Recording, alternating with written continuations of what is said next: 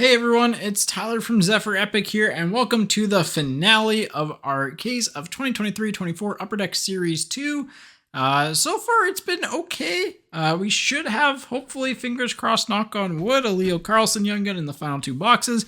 Maybe another Connor Bedard, because we've only hit one so far, but overall, I like the product. It's a lot of fun to open up, so obviously, again, very boomer bust whether or not you get your Bedard, but don't really know what else is in store for us in this break. So in terms of stuff that we've hit a couple deluxes, we've hit one exclusives, we've hit our clear cut Young Gun, we've hit I think our 3 base clear cuts, so we should pretty much be like, in terms of our case hit style stuff, we should be pretty much good. Maybe a highlighters yellow is what we're due, but we've also hit an orange, so who knows. Yeah, we've hit lots of fluorescences, so maybe we'll get 2 numbered cards. Maybe we'll get another Connor Bedard. Who knows? We'll see. All right. Yeah, here we go. Box 1, and right off the bat, well, hey, said we were due for a yellow highlighter, so here's an Erik Karlsson. Here's an Erik Karlsson on the highlighters. The yellows are the most common. They are case hits. We hit an orange of Saros before, and Ty Emerson, that's a Young Gun that we haven't hit yet. I have him in the C- tier. I do like his game as like an NHL player, but his offensive upside is limited. And again, goals and points are what sells cards. So C- essentially is what I'm trying to get at there. But maybe closer to D. He's kind of one of those tweeners, but I think he's going to be an NHLer, so that's why he's a C-. Kemper, Deep Roots of Kucherov, and Jackson Lacombe.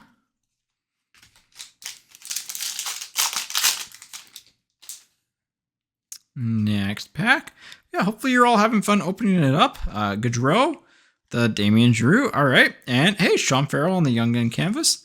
It's kind of been underperforming as well. Kind of mentioned it in our Young Gun preview for him, or preview for the set, that he's underperformed compared to what my expectations were.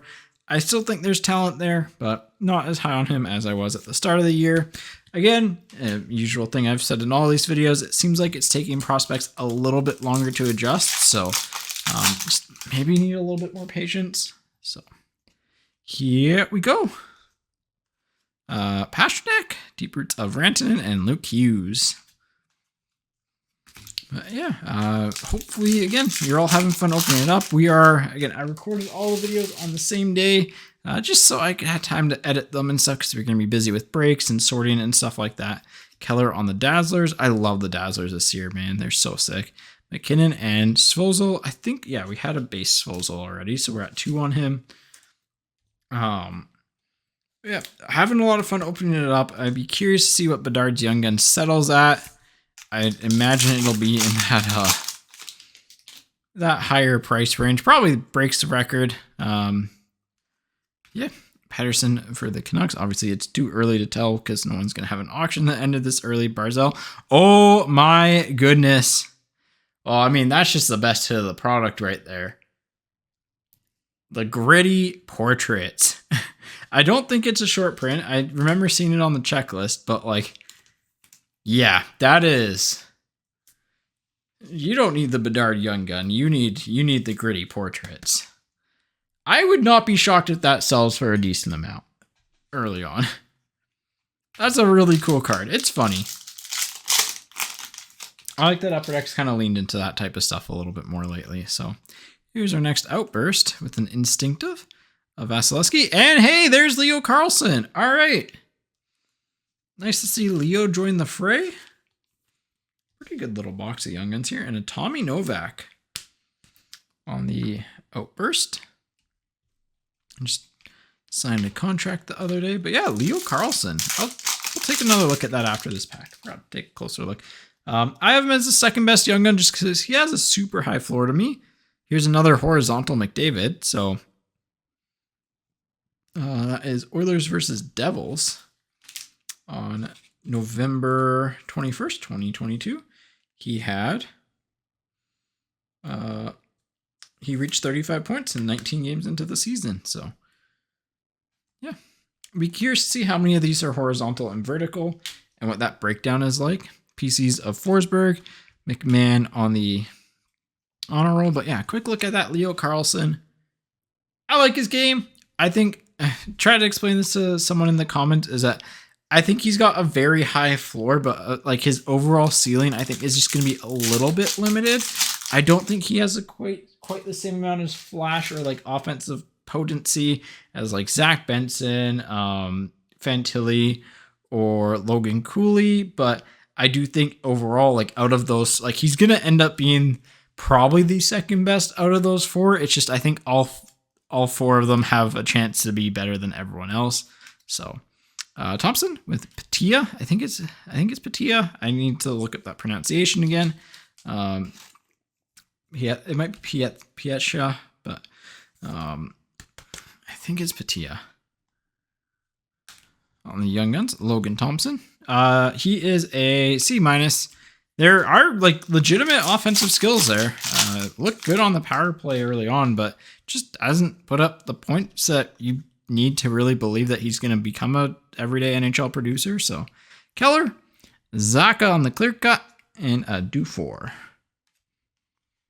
So we've hit our, I guess that was the last clear cut that we needed to hit. So they fall one in, that's our fourth clear cut, fourth base clear cut. So they're one in 48, no, 36, right? I can't do the math on that. That's too much math again. Chanot on the director of boards, Deep Roots of Backlund, and Clay Stevenson. Clay Stevenson, one of my sleepers. One of my sleepers for the set. Actually ended up in my top 10 Young Guns. Bold call, but you just can't ignore those save percentages, man.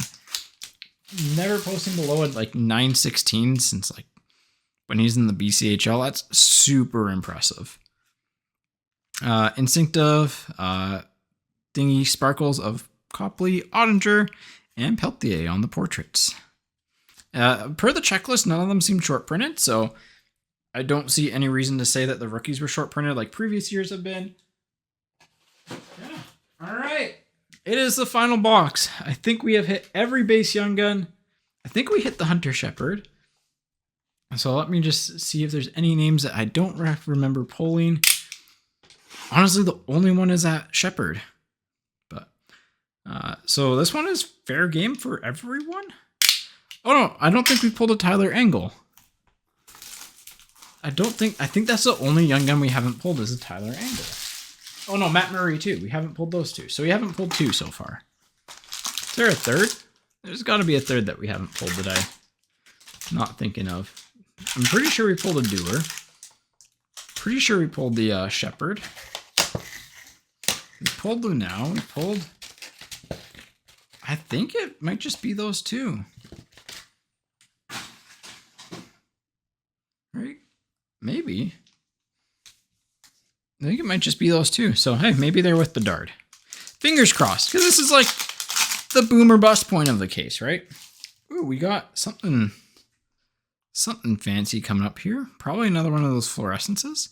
McCann and Daniil Gushin on the fluorescence.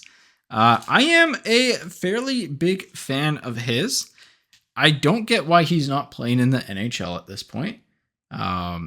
He has just consistently put up points at every single level he has played at. The San Jose Sharks don't have the talent to really excuse him not being in the NHL to me. So keep an eye out for him. And then Brent Burns. I don't see anything how that relates to the Hurricanes, but still looks cool. All right, next up. We have Instinctive of Georgiev, Stamkos, and, well, hey, there's Angle. So I think we'll probably get the full set of Young Guns, which is nice. Nice to get the full set there. But haven't seen any Easter egg content so far, because that Gritty was on the checklist, so it doesn't count as Easter egg to me. Although it could have, like, they could have hidden it, and I would have been like, oh yeah, that's an Easter egg card. Pasta, Granlund, and Coronado. So I have to go through and check all the base to see if we missed a base variation. But yeah, I think at the end of this video, I'll end up just putting kind of like a tally of stuff that we've pulled. So you kind of get an idea. Oh, we have our first monster seasons, and it's like a goal parallel. and it's a good one. It's versus the Oilers. So these are numbered to 153. That's one copy for every point, essentially, of each card. These look cool. They're kind of like that glittery gold. That set put together is going to be nuts. That is going to be a really cool set put together. Cool. We can put you with Gritty. Actually, you know what? Put you here. Jakai and Hugh McGing on the Young Guns. So we pulled him twice and his canvas. Probably the most popular player that we pulled. Actually, no, we pulled 2 Bensons and a Benson's canvas as well. So we're good with the bad. Yeah, each box has had something slightly different, I would say, which is a nice experience. Grubauer, Keller, and Wolf. The one thing the format change really did is that it just makes it like each pack feels a little bit different, whereas before it kind of felt like very boring getting 1 hit per pack, even though you know more or less what you're getting. PCs of Draisaitl, Tristan Lunau again, and Jake DeBrusk. So it took us a while to get Lunau, but we got 2 of him. And I have him in the B- range. I think he's got upside for scoring. There's a DeBrusk canvas, but overall, not the highest end potential. Because like they've got Zellweger and Mintikov there. He'll probably be in that top 4, but that's just a really tough top 2 to crack. So McDavid with a Beecher and a Jake Gensel. By this point, Jake Gensel's probably on a different team. I just don't know what team he's on. Because he's probably been traded. So no idea. Could be the Canucks. Could be a good pull for us in Vancouver, but we'll figure it out. So, and again, I guess I've been kind of absorbed, so I haven't really checked trades today. McDavid on the monster season. This has been against the Flames. Scored his 31st goal of the year on December 27th. I forgot he had that many that quickly. Olivier on the Director of Boards and Nestorenko on the Honor Roll. Those are my 2 least favorite inserts from the entire set. So, kind of go over my thoughts at the end of all of them too. Bobrovsky, there's Matt Murray. All right, now I think we've pulled every single Young Gun from the set. So there's a Matt Murray. We got a sticky top loader. Every once in a while, it'll just be a little bit sticky. And a Kucherov, man, he is, speaking of monster seasons, he's having one himself. Same as Matthews is having a pretty big season as well. So lots of good years from a bunch of different players. Ecliptic of Draisaitl, Couture, Luke Hughes on the portraits. 2 packs to go here. And hope we get another Bedard. That's kind of the hope. But Dazzlers of Jason Robertson. I really like the Dazzlers this year. Ty Cartier probably. Beniers on the PCs. And yeah, Ty Cartier. Young Guns. This one's a little bit rough edge, but not the worst. Not the worst Young Gun to get. I had him in my top 10. So I think he's probably going to be a consensus like 8 through 10, 8 through 11, 8 through 12 guy in the set. So. And final pack. The only thing I think we haven't gotten is a black and white canvas in a special set. So maybe we'll get that here. Merzlikins, Forsberg, and Sean Farrell. So I guess we just didn't get one of them in the case, which you used to be able to, but the odds aren't guaranteed this year. So that is our case.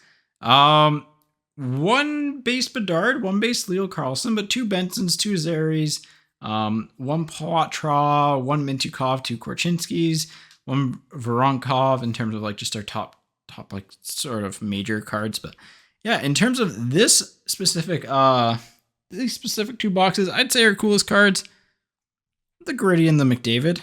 I mean, you gotta love the gold sparkles on the McDavid to 153. I think this is gonna be a sleeper set where people are kind of gonna go all out for them. Man, that card, that foil looks really nice. But I mean, like, hey, that's pretty cool. Also, I guess the Leo Carlson's pretty solid. Also a big fan of the Gushin on the fluorescence. So overall thoughts. So I like a lot of the sets. I like the instinctive. I'm not the biggest fan of the actual parallels because I know it says sparkles, but these are more like pixely to me. I wish they were kind of the same as the McDavid foiling. I think they make them look a little bit nicer. In terms of other sets, I'm not a big fan of the honor roll design this year. It seems kind of empty to me. The PCs are fine. They're like a standard set that like not the biggest on, not the worst on. They're just there. I love the Dazzler's blue though. The Dazzler's finish and polish seems to be a lot higher than previous years. Ecliptics are nice. I like these. Fairly solid looking. What else is there? Deep Roots. I like these. These are kind of, I think they're going to be popular-ish. I like the kind of finish on the cards. They feel very, like, especially the bottom, the texture feels really cool. So, like those. Portraits are portraits. If you like them, you like them. If you don't, you don't. I tend to be in favor of them. What else haven't I showed yet? Oh yeah, the another main common insert are the Director of Boards. Personally, not a fan of them. They just seem a little bit plain to me, but yeah, I get what they're going for with the design though too. So, all right, I think that wraps things up here. So in terms of our overall recap for the case, we hit one base Connor Bedard Young Guns in box 6, I think it was. So unfortunately we didn't get 2, but again, the usual caveat there is that you get about 1.44 of each player per case. So you have essentially like 50-50 shot of getting 2 in a case versus 1 in a case. So, and in case you're curious, here are the numbers for Young Guns that we pulled, not only in our case that we opened up on YouTube, but also a secondary case we opened up for singles. As you can tell, a lot of the players are in that 1.5 Young Gun range, which is what you'd expect to find, given that it's kind of just random whether or not you get 1 or 2. From everything I've seen online, from every group break, from people opening up multiple cases of this, I know someone who ripped open 15 cases and they got 23 Bedard Young Guns. It works out to about 1.5 Young Guns per case. The exact math is 1.44, and again, it's just going to be kind of variance whether or not you get 1 or 2 in a case. As to why you might be seeing a ton of Connor Bedard Young Guns being pulled, I think it's mainly a combination of retail being released at the same time as hobby, combined with a ton of people trying to pull one because of its initial value. In years past, retail used to come out about a week or 2 after hobby, which has led to less product on the market and less overall cards pulled in the initial release week. However, it was all released at the same time this year, and when combined with the pure hype around Bedard's Young Guns, I've seen a ton of people who have never been into hockey cards opening up blasters, tins, and even hobby boxes.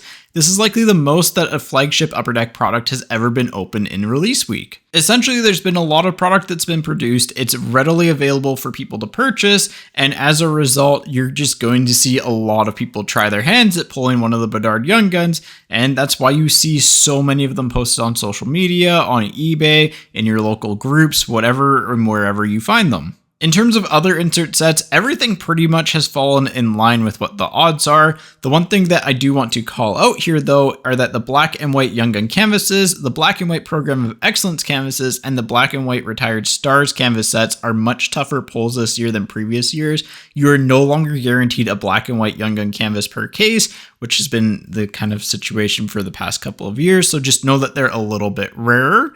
And then in terms of the black and white Retired Stars, they're actually one in like 864 packs, so extremely hard to find. And then finally, we've averaged 6 number cards per case, which I'll be keeping track of a little bit more closely and getting some numbers from some friends just to see if that holds true across a variety of cases, so we can kind of get a rough print run of what the product is. Overall, the case that we opened up in these YouTube videos is probably one of the worst cases I have seen so far, so it's a little bit unfortunate, but at the same time, we had a lot of fun. We got to see some cool cards. I'm pretty happy with the Bedard. It's in really good shape. The Svozil Clear Cut Young Gun's also super nice, and hey, that Askarov Fluorescence is pretty cool as well. That is the break though. Hopefully you enjoyed it. Again, thank you so much for tuning in. We'll see you sometime. I don't know if we're going to have another video this week. Maybe we will. Maybe Wednesday or something like that. But again, thank you so much for your support on the entire series. Very much appreciated it. Feel free to leave comments. I'll do my best to respond to as many of them as possible. And yeah, hopefully we see you for the next release. That might be like 2022-23 Parkhurst Champions. And yeah, hopefully you pull the Bedard or 2 and take care. And we will see you in the next video. Take care.